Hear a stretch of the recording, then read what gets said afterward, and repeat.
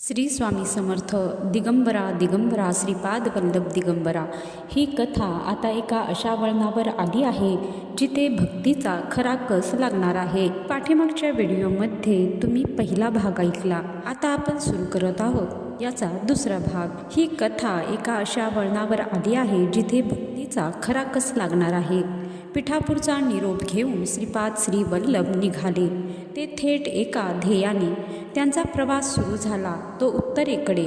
पण त्यांचे पाय त्यांना ओढत होते ते कृष्णा नदीच्या कुशीत वसलेल्या एका पवित्र बेटाकडे, कुरवपूर। कुरवपूर हे ठिकाण म्हणजे जणू निसर्गाचा चमत्कारच। चारही बाजूंनी कृष्णा नदीचे वाहणारे पात्र आणि मध्यभागी असलेले हे बेट श्रीपाद श्री वल्लभांनी आपली कर्मभूमी म्हणून या जागेची निवड केली आणि इथेच त्यांच्या दिव्य लीलांना खऱ्या अर्थाने सुरुवात झाली। या बेटावर एक धोबी म्हणजेच परीट राहायचा। त्याचे नाव होते रजक। हा रजक अत्यंत साधा माणूस। सकाळपासून संध्याकाळपर्यंत नदीच्या काठावर कपडे धुणे हेच त्याचे काम। पण जेव्हापासून श्रीपाद श्री वल्लभ कुरवपूरला आले तेव्हापासून रजक आपले काम सोडून तासनतास लांबूनच श्रीपादांकडे बघत असे। त्याला वेद येत नव्हते, मंत्र येत नव्हते, पण त्याच्या मनात एकच भाव होता, हे कुणीतरी सामान्य योगी नाहीत। रोज श्रीपाद श्री वल्लभ नदीवर स्नानाला आले की रजक धावत जाऊन त्यांचे ओले कपडे धुवून देत असे, वाळवून देत असे आणि त्या बदल्यात त्याला काय मिळायचे? फक्त श्रीपादांचे एक स्मित हास्य, पण त्याच्यासाठी ते लाख मोलाचे होते। एके दिवशी एक भयानक घटना घडली। रजक नेहमीप्रमाणे कपडे धुत होता। त्याचा छोटा मुलगा जेवणाचा डबा घेऊन काठावर आला होता। अचानक जंगलाच्या दिशेने एक प्रचंड डरकाळी फुटली। काही समजायच्या आत एक क्रूर वाघ झुडपातून बाहेर आला आणि त्याने त्या लहानग्या मुलावर झडप घातली। वाचवा वाचवा, मुलाची किंकाळी हवेत विरली। रजक धावत गेला, पण तोपर्यंत उशीर झाला होता। वाघाच्या तीक्ष्ण दातांनी मुलाचा गळा पकडला होता। रक्ताच्या चिळकांड्या उडाल्या आणि तो वाघ मुलाला घेऊन जंगलात पळाला नाही, तर तेथेच टाकून निघून गेला। कारण समोरून श्रीपाद श्री वल्लभ शांतपणे चालत येत होते। रजक टाहो फोडत श्रीपादांच्या पायावर पडला। स्वामी, माझा वंश संपला, माझे बाळ गेले। श्रीपादांनी त्या रक्ताने माखलेल्या मुलाकडे बघितले। त्यांच्या चेहऱ्यावर ना भीती होती ना दुःख होती फक्त ती अधिकारवाणी। त्यांनी आपल्या कमंडलूतील पाणी त्या मुलावर शिंपडले आणि एकच शब्द उच्चारला, उठ, म्हणजे उठ। आणि काय चमत्कार! ज्या मुलाचे प्राण गेले होते, ज्याचं शरीर वाघाने फाडलं होतं, तो मुलगा झोपेतून जागा झाल्यासारखा आळस देत उठून बसला। त्याच्या अंगावर जखमेचा एक ओरखडाही नव्हता। हे दृश्य पाहून रजक वेडापिसा झाला। तो नाचू लागला, माझे स्वामी देव आहेत, माझे स्वामी देव आहेत। पण श्रीपादांची लीला इथेच थांबली नाही। एकदा हाच रजक कपडे धुत असताना नदीतून एक राजा आपल्या लवाजमासह बोटीतून जात होता। राजाची ती शान, हत्ती, घोडे आणि दिमाख बघून रजकाच्या मनात एक क्षण मोह निर्माण झाला। त्याला वाटलं, आहा, काय ते सुख! मला पण हे असेच सुख मिळेल का? श्रीपादांनी त्याचे मन ओळखले आणि त्याला जवळ बोलावले आणि विचारले, रजका, तुला राजा व्हायचे आहे ना? रजक लाजून खाली मान घालून उभा राहिला। श्रीपाद हसले आणि म्हणाले, तुझी इच्छा पूर्ण होईल, पण या जन्मात नाही, पुढच्या जन्मात तू राजा बनशील आणि मी तुला तेथेही भेटायला येईन। हाच रजक पुढे बिदरचा बादशाह म्हणून जन्माला आला।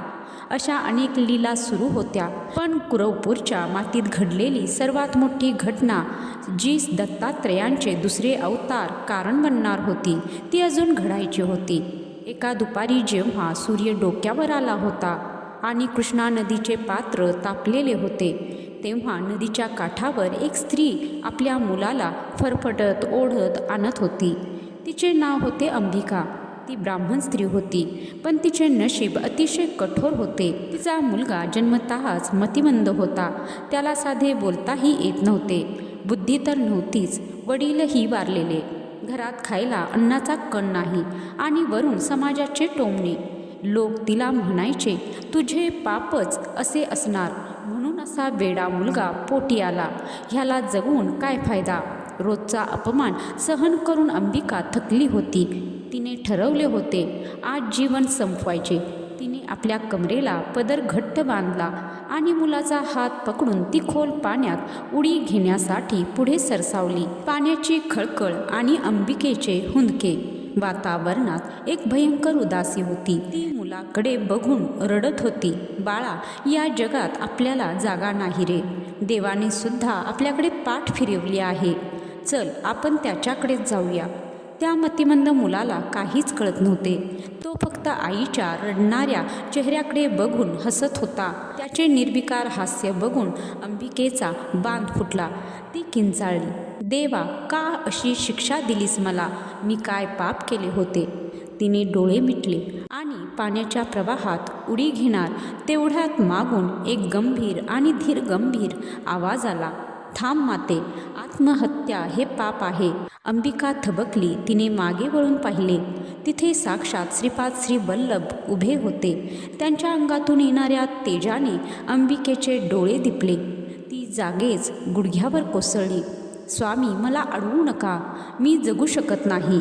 माझा हा मुलगा हा समाजासाठी चेष्टा आणि माझ्यासाठी ओझे झाला आहे. मी मेल्यावर याचे काय होणार? त्यापेक्षा मी याला घेऊनच जाते. श्रीपाद श्री वल्लभ तिच्या जवळ आले.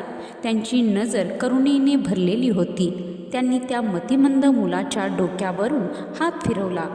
माते, मुलाला ओझे म्हणतीस? अरे, ज्या मातीने बीजाला पोटात वाढवले तिनेच त्याला नाकारायचे असते का? ते शब्द अंबिकेच्या काळजाला भिडले. ती ओक्साबोक्षी रडू लागली. तिने श्रीपादांचे पाय धरले आणि ती विनवणी करू लागली, स्वामी, मला मार्ग दाखवा. स्वामी, जर मला जगायचे असेल तर मला तुमच्यासारखा ज्ञानी, तुमच्यासारखा तेजस्वी पुत्र हवा. या वेड्या मुलाला घेऊन मी कशी जगू? मला तुमच्यासारखा मुलगा द्या, नाही तर मला मरण द्या. तिची ती हाक, त्यातील आर्तता आणि मातृत्व हे सर्व पाहून श्रीपाद श्री वल्लभांचे हृदय हेलावून गेले. त्यांनी अंबिकेला उठवले. माते, उठ, तुझी इच्छा पूर्ण होईल. तू आता घरी जा आणि नित्य नियमाने शनिप्रदोष व्रत कर. आणि लक्षात ठेव, श्रीपादाने तिच्या डोळ्यात बघितलं.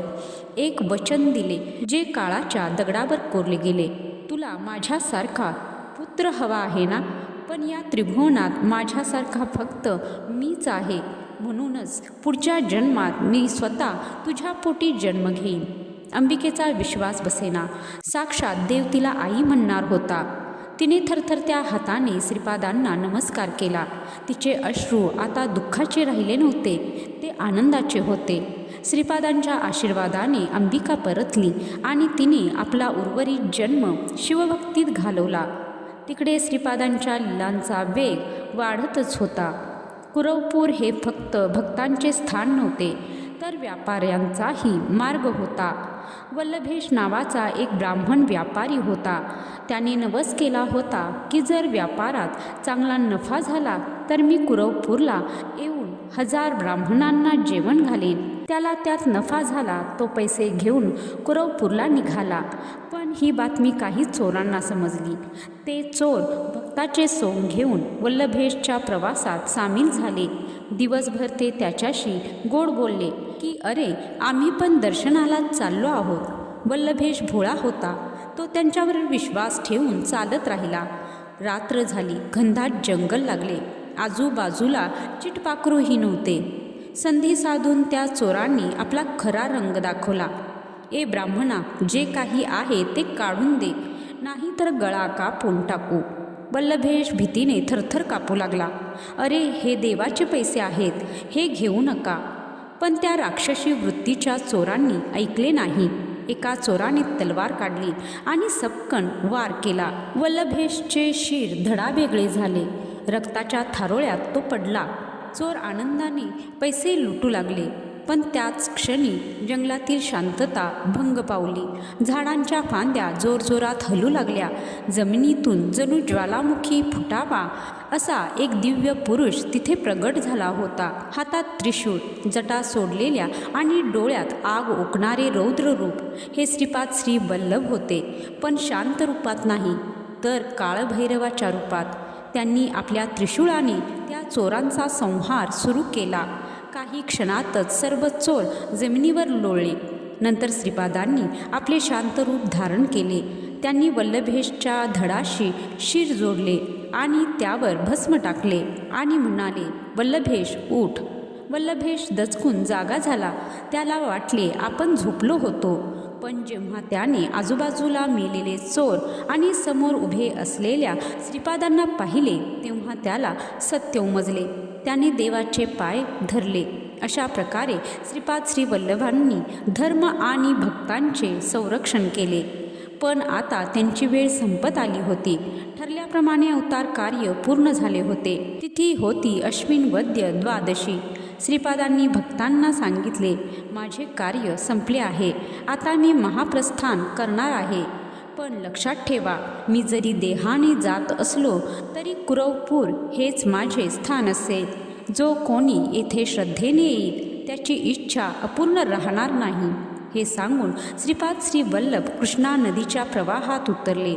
हजारो भक्त काठावर उभे राहून दिगंबरा दिगंबरा श्रीपाद वल्लभ दिगंबरा या नामाचा जयघोष करत होते. पाणी त्यांच्या गुडघ्यापर्यंत आले, कमरेपर्यंत आले आणि बघता बघता श्रीपाद श्री वल्लभ प्रवाहात लुप्त झाले. ना देह सापडला, ना काही खूण, आणि फक्त नदीचे शांत पात्र. भक्त रडू लागले. पण त्याच वेळी आकाशवाणी झाली, मी गेलो नाही, मी इथेच आहे, निर्गुण रूपात. श्रीपादांची जलसमाधी झाली. एक युग संपले, पण वचन अपूर्ण होते. अंबिका मातेला दिलेले वचन. तर मंडळी, आजच्या भागामध्ये आपण येथेच थांबूया. श्रीपाद श्री वल्लभांचा अवतार कार्य, श्री गुरुचरित्र याबद्दल अधिक जाणून घेण्यासाठी, त्यांचा कथासार ऐकण्यासाठी तुम्ही चॅनलला सबस्क्राईब करून ठेवा. तुम्हाला गुरुचरित्र मराठीतील कथासार अत्यंत सोप्या सरळ भाषेमध्ये समजून जाईल. आणि यापुढील भाग ऐकण्यासाठी चॅनलला सबस्क्राईब करा आणि बेल आयकनला प्रेस करा, जेणेकरून जेव्हा केव्हा मी हे व्हिडिओ टाकेन तर त्याचे नोटिफिकेशन तुम्हाला पहिल्यांदा मिळेल. व्हिडिओ शेवटपर्यंत पाहिल्याबद्दल धन्यवाद. जय श्री स्वामी समर्थ. जय श्री गुरुदेव दत्त.